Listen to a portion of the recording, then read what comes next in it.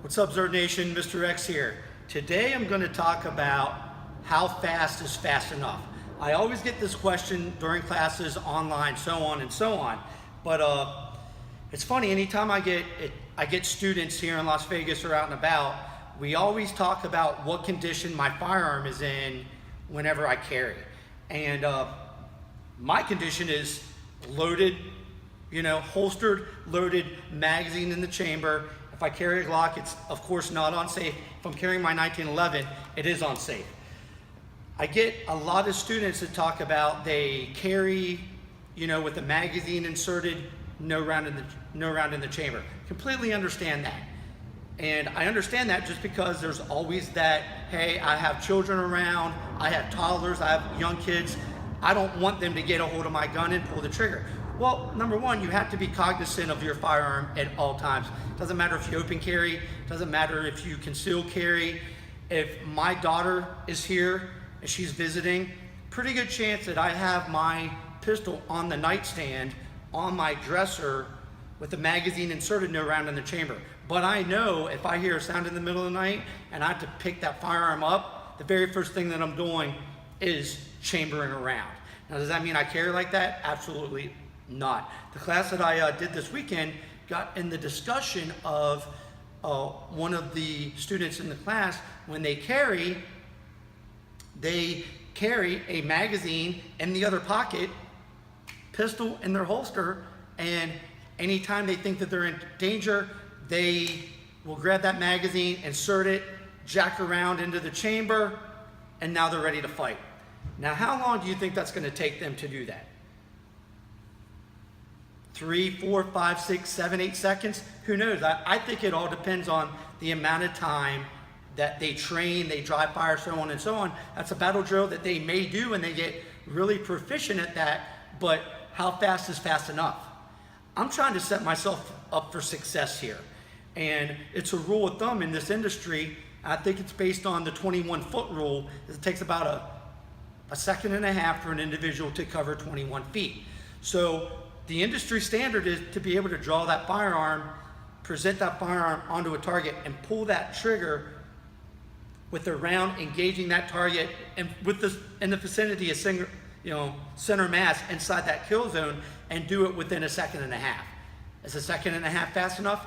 Is my draw stroke presenting and pulling that trigger in a second and a half, is that fast enough? I don't know. What if that threat is faster than a second and a half? What I'm trying to say is you guys should always be striving to get faster. You guys should always be striving to get more accurate. I remember the day that I could reach a second and a half with my draw stroke. Guys, it's not about the destination, it's about the journey. You guys should always be striving to get faster. Once I got consecutive draw strokes down to a second and a half, then I went to 1.4 seconds, then 1.3, 1.2, 1.1, 1 second, sub-second. You guys should always be striving to get faster. You guys should have dry fire drills, and then after you practice dry firing, get out to the range and test that. Because I've got a drill that I'm going to show you guys in about a minute, that when I practice this drill in my house, I got a pretty decent draw stroke. And what I do, from the Pro Timer, I draw, pull the trigger, magazine change, pull the trigger a second time, all within 2 seconds. Now, even though I can dry fire this in 2 seconds, I went out to the range yesterday, practices. Now I have to compensate for recoil, muzzle flip, and my best time yesterday at the range was about 2.35 seconds. But that's still pretty quick on a Pro Timer to draw, put a round on target, magazine change, put a second round on target. My point is, we should always strive to get faster. We should always strive to get more accurate. Now, as you do your drills and you practice in your train while you're dry firing, you never want to get to a point where you lose control. The other night I did this drill and I got down to 1.7 seconds of draw, trigger pull, magazine change, trigger pull, and about 1.7 I started to really lose control of what I was doing. You really want to focus on your grip, your trigger pull, everything when you're doing these drills, because once you start losing control, what should you do? You should probably back off a little bit, 1.8 seconds, 1.9, regain that control, and then start working on your speed again. Hopefully this makes sense. I'm gonna go ahead and start knocking these drills out. Guys, I completely understand you don't have a pro timer. These things aren't cheap. As I'm gonna show you, my second beep on my pro timer, my par time is 2 seconds. If you don't have a pro timer, there's plenty of apps that you guys can put on your smartphones. These apps, shot clock, shot timer, whatever you want to bring up, pull that app up. It'll have a par time on there, so you can just hit it on your cell phone. You want that primary beep, and my primary beep, there's going to be a delay, and it's anywhere between a 3 and 4 second delay. That's my primary beep, and that's where I'm going to draw, and I'm trying to get everything done before that second beep. You're going to hear it again. First beep.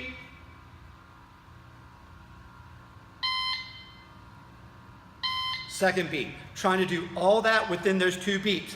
That gives me my 2 second par time. So here we go. I'm unloaded. Now, I highly recommend you guys use snap caps. You don't need them, but anytime you do any type of dry firing, you have that metal on metal. So buy a couple snap caps. I got snap caps in 40. I've got my my Dawson Precision STI 1911. Chamber that round. Got my second magazine. Now my second trigger pull, you're not going to hear a click because I've already done my first trigger pull, but I just want to make sure that I have that trigger pull in before that part time on my pro timer goes off. So here we go. See if I can knock this out about 5 times. 5 times in a row.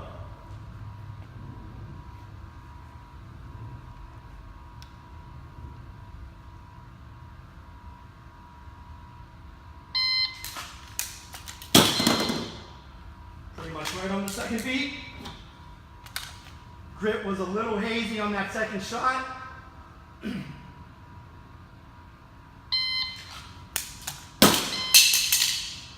little bit better of a magazine change. Pretty good grip.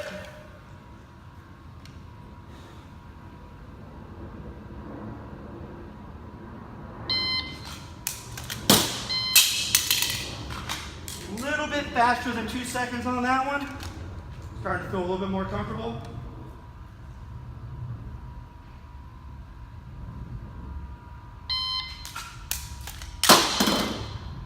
Pretty much right at 2 seconds.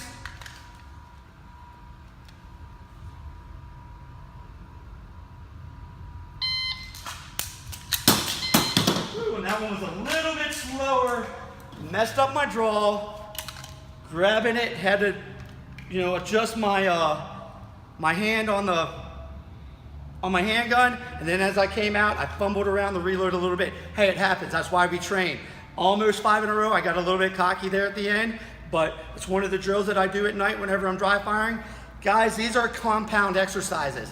I can sit there and work on my draw, work on my draw, work on my draw, but these compound exercises, the same exercise that I do at the end of every one of my ZERT classes, I'll have 5 or 10 different skills, and then at the very end, I'll put them all together.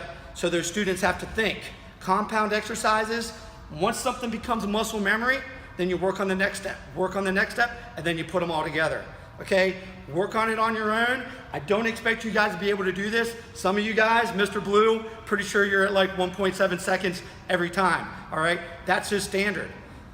Don't worry about 2 seconds. All you got to worry about is getting that baseline, and then once you get that baseline, then your goal is to improve every time you dry fire.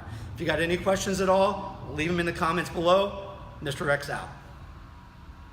The ZERT membership pack is your gateway to a worldwide organization dedicated to building a safe and trained community armed with the proper mindset to see you and your family through to safety.